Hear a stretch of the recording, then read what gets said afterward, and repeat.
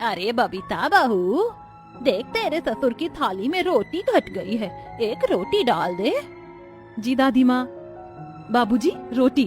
नहीं बबीता बहू, मेरा तो पेट एकदम भर गया, अब जरा भी जगह नहीं बची। देखो चंदन की थाली में रोटी नहीं है, ये उसे दे दो। फिर जैसे ही बबीता अपने पति चंदन की थाली में रोटी बढ़ाती है कि तभी। अरे नहीं बबीता, रहने दो, मुझे ज्यादा भूख नहीं है। मैं जानती हूँ बाबूजी, चंदन जी, कि हमारे घर की गरीबी के चलते ही आप लोग रोटी नहीं ले रहे हैं कि कहीं बाकी लोगों को कम ना पड़ जाए। भगवान सारे दुख तो हम गरीबों को ही क्यों देता है? क्यों तो हम गरीबों को भरपेट 2 वक्त की रोटी भी नहीं देता? बाबूजी और चंदन जी दिन भर हड्डियां तोड़कर कमाते हैं और भरपेट खाते भी नहीं। ये कहानी है गुनीराम के घर की। बूढ़ी माँ कैंसर से लड़ रही थी। बीमार पत्नी और बेटे बहू के साथ 2 बच्चे रहते थे, मगर 2 वक्त की रोटी का दुख ही बड़ा दुख नहीं था। सभी बैठकर खाना ही खा रहे होते हैं, तभी अचानक जोर जोर से बिजली कड़कने के साथ आंधी तूफान चलने लगती है और बारिश होने लगती है, जिससे उनके घर की छत से मिट्टी झड़कर उनके खाने की थाली में गिरकर वो रोटी भी उनसे छीन लेती है। बिस्तर पर पड़ी गंगा उठे हुए ठंड से कांपने लगती है। ओह बहू, मुझे कुछ उड़ा दे, बहुत ठंड लग रही है मुझे। मैंने तुझे कहा था ना बेटा की छत की मरम्मत करा दे। तेरे बापू ने बनाया था सालों पहले ये कमरे का घर, इसे बने जमाने बीत गए। अब छत कच्ची हो चली है, कब गिर जाए कब ढह जाए कोई भरोसा नहीं। और ऊपर से तूफान भी चल रहा है, बारिश भी हो रही है। कहीं ऐसे में हमसे ये हमारी छत छिन गई तो कहाँ रहेंगे हम इस बारिश के बाद? ठंड भी बढ़ जाएगी। कड़ाके की ठंड में अगर हम बेघर हो गए तो कहाँ भटकेंगे? अम्मा, मुझे भी छत बनवाने की चिंता लगी हुई है, मगर मैं भी क्या करूं? आजकल जरा भी काम थाम नहीं है। हम जैसे जाने कितने ही गरीब लोग काम के भूखे बैठे हैं। ऐसे में हम बाप बेटे इतना ही कमा पाते हैं कि 2 वक्त की रोटी खा सके। तो गरीब गुनीराम ऐसा कह रहा होता है कि तभी अचानक घर की आधी छत गिर जाती है। सभी बारिश में भीगने लगते हैं। तभी 4 साल का चिंटू कहता है, माँ जब भी बारिश होती है तो हमारे घर की छत से पानी क्यों टपकता है? क्योंकि हमारे घर की छत कमजोर हो गई है चिंटू। तो हम कोई दूसरा घर क्यों नहीं खरीद लेते रानी दीदी? क्योंकि हमारे पास इतने पैसे नहीं है चिंटू, हम सभी गरीब हैं। उन नन्हे मासूम बच्चों की बातें सुनकर घर के सभी बड़ों का दिल भर आता है। तभी चंदन कहता है, बाबूजी, घर की आधी छत तो गिर चुकी है, ये आधी छत भी गिर गई तो ये घर ढह जाएगा। मैं जंगल जाकर बांस काट कर लाता हूँ, उसे नींव बांध देंगे तो ये कुछ दिनों तक टिक जाएगी। बेचारे दोनों भरी बारिश में भीगते हुए जंगल से लकड़ियां काट कर लाते हैं। तब तक उनके घर का अनाज सामान सब भीग जाता है। भगवान, ये बारिश के पानी से सारा राशन पानी भीग गया, अब हम क्या खाएंगे? अरे थोड़ी तो दया कर ऊपर वाले। चंदन और गुनीराम छत के आधे टूटे हिस्से में बांस बांध देते हैं। बबीता बहू, कोई तिरपाल या बड़ी पन्नी वगैरह हो तो दे दे, छत पर लगा देंगे। बस ये फटा हुआ तिरपाल ही है, इसके अलावा कुछ भी नहीं। फिलहाल के लिए यही बांध देते हैं। इस तरह से फटे चिटे तिरपाल के नीचे उस गरीब परिवार की रात बीतती है। ऐसे ही थोड़े दिन बीत जाते हैं और अब कड़ाके की ठंड पड़ने लगती है, जिसके चलते आधी रात ठंड से चिंटू और रानी रोने लगते हैं। माँ मुझे बहुत ठंड लग रही है, माँ कुछ उड़ा दो ना।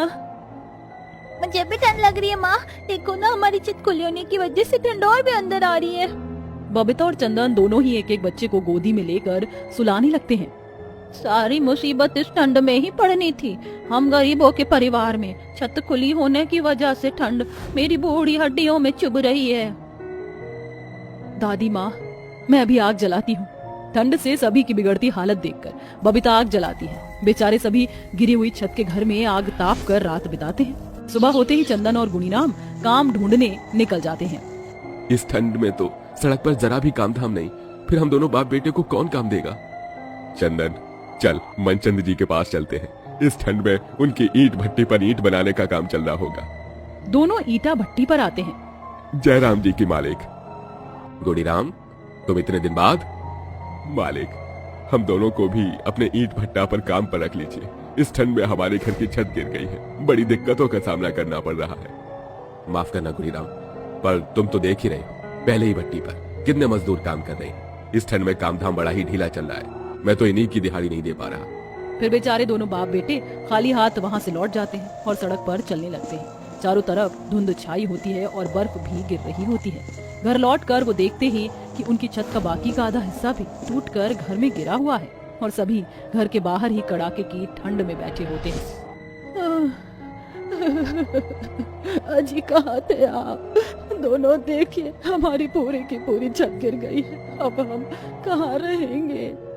घर की छत को पूरी तरह टूटा हुआ देखकर गरीब गुणीराम की हिम्मत टूट जाती है। ऊपर वाले, इस ठंड में हम गरीबों से हमारी छत छीन कर अब तू क्या देख रहा है? बेघर कर दिया, अब जान भी ले ले, मैं कुछ नहीं कर पाया। ऐसा मत कहिए बाबूजी, आप हमारे घर की नींव हैं।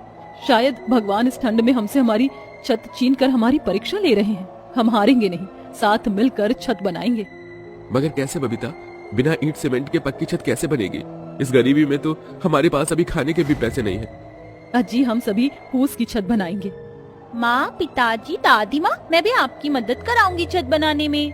अब पूरा परिवार ठंड में इधर उधर से फूस इकट्ठा करते हैं और फिर उस टूटी हुई छत को ढकते हैं। मगर राशन पानी ना होने की वजह से उन्हें भूखा ही सोना पड़ता है। अगले दिन गुणीराम और चंदन ठंड में कपकपाते हुए काम ढूंढने निकल जाते हैं, जहाँ वो सड़क बनता देखते हैं।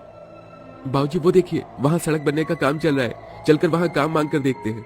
दोनों जल्दी से वहाँ आते हैं और कई दिनों का भूखा ठंड से बदहाल गरीब गुणीराम हाथ जोड़कर कहता है, साहब जी, हम दोनों को भी सड़क बनाने में काम दे दीजिए, हमें काम की बड़ी जरूरत है। इस ठंड ने हम गरीबों पर बहुत कहर बरसाया है। पहले छत छीन ली, कई दिनों से मेरा परिवार, मेरा पोता पोती सब भूखे हैं, किसी ने कुछ नहीं खाया।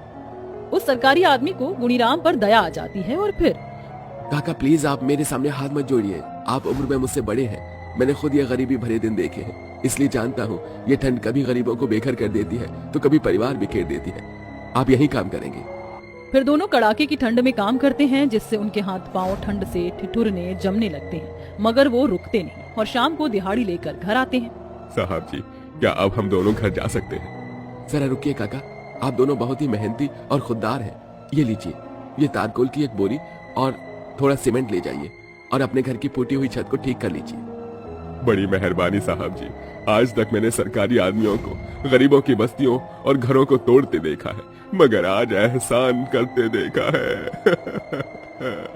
तारकोल, सीमेंट और राशन खरीद कर लेकर वे घर आते हैं। दोनों बच्चे बोरी देखकर कहते हैं, दादाजी, इस बोरी में क्या है? क्या इसमें राशन है? नहीं बेटी, इसमें हमारी छत बनने का सामान है। इसका मतलब हमारी छत भी पक्की छत हो जाएगी, फिर हमें ठंड में रात भर जागना नहीं पड़ेगा ना दादाजी? हाँ बेटिया।